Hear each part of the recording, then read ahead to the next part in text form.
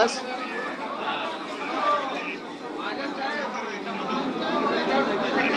त्याचं पर्सनल बोलणं आहे ना, ते काही जास्त असं नाही ना.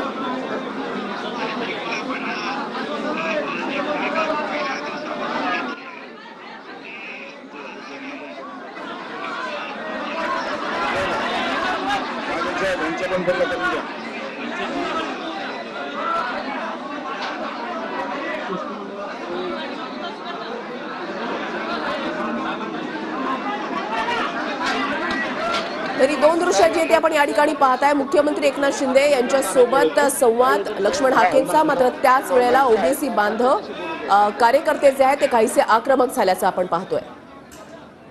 त्याच्यामुळे उपमुख्यमंत्री देवेंद्र फडणवीस यांच्या फोन नंतर मुख्यमंत्री एकनाथ शिंदेंचाही फोन आला.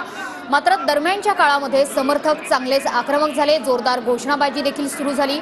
मुख्यमंत्री एकनाथ शिंदेंनी स्वतः उपोषण स्थळी यावं अशी प्रतिक्रिया समर्थकांनी दिलेली आहे.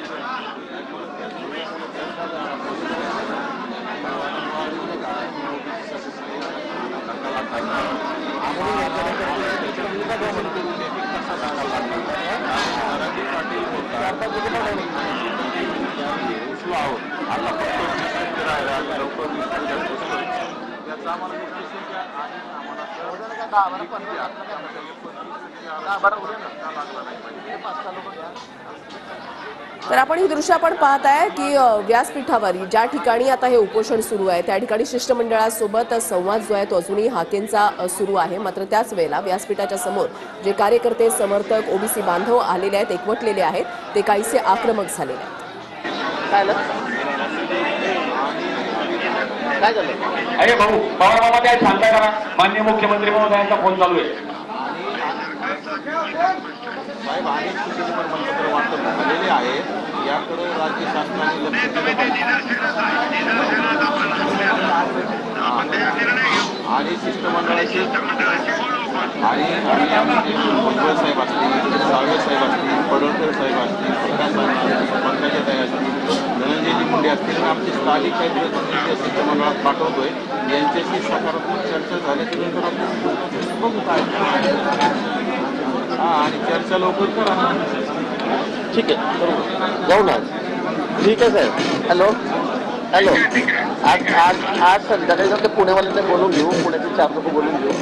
आता पुण्याचे 6-7 दिवस आहेत, त्यांना बोलून घेऊ आणि नाही बोलून घेऊ. आज उद्या तुम्ही मुंबईतच आहात ना? आज उद्या आहात ना मुंबईत? ठीक आहे ठीक आहे, करतो मग. करतो. आज जमलं तर आज ठेवायचं संध्याकाळी. हॅलो, आज जमलं तर आज ठेवायचं संध्याकाळी. चालेल तर काही चालेल. ठीक आहे ठीक आहे ठीक आहे. ओके ओके ओके चालेल मॅडम, ठेवायचं लावे चालेल.